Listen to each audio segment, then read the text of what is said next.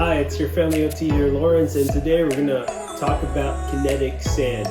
So the reason why I want to talk about this is because my daughter, I brought her to the beach about a month ago, and I noticed that she was really afraid with the sand.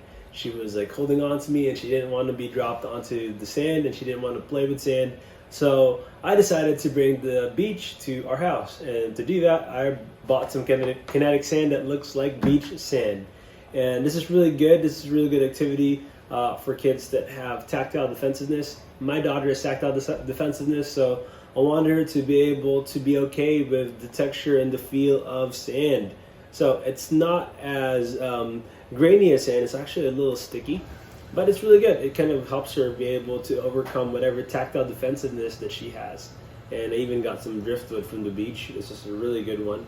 So I brought a few things here that would help her kind of get used to that sensation of the sand in the beach, because we want kids need to be able to explore the environment, and for them to be able to explore the environment, they need to feel comfortable in the different substances that are present in different environments. So for this environment that I want her to explore, the beach, there's a lot of sand, there's a lot of spiky things like from like whatever sea creatures that we find. I love checking out tide pools, and I think that's really important for kids to be able to explore. And also stones, not really the seashells yet, not as slimy as the seashells, but it's really good.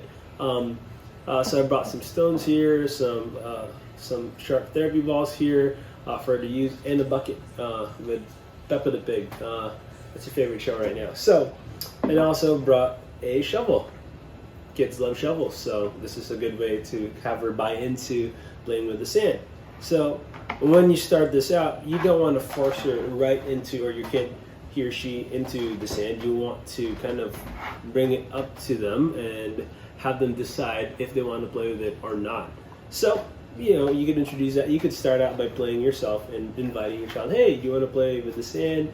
And once they do, you could play a game. You could start out by just exploring the sand, having them touch the sand, getting them used to playing with the sand.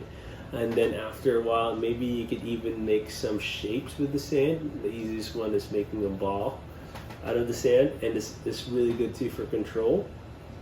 Most kids are going to use their palm because they don't have a lot of control on their fingers yet, but sooner or later, it would be really helpful if you could have them work on their fingers, and that's really, really helpful for them.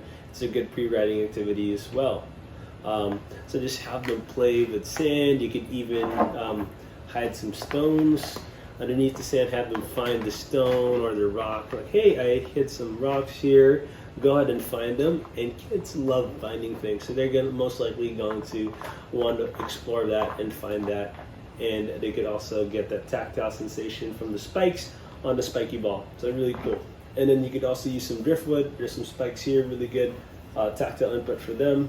They could play with it, get some of that tactile sensation, have them just use the driftwood to move the sand around if they're still a little hesitant. So, you know, they're going to use this until they feel more comfortable, and they're going to use their hands. So it's important for them. Every child is different. Some kids, they might jump right into it immediately, and some kids are going to take some time. The most important thing is to be able to support them wherever they are.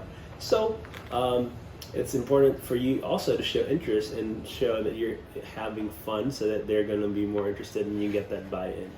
So really quick and easy video today, but this is really great. When they get better and get used to this, you can even have them transfer some of the sand into the bucket. Really good skill too, building some strength, some stability, arms, shoulder stability, shoulder girl stability, getting that involved, shoulder isolation, which is really good for handwriting as well.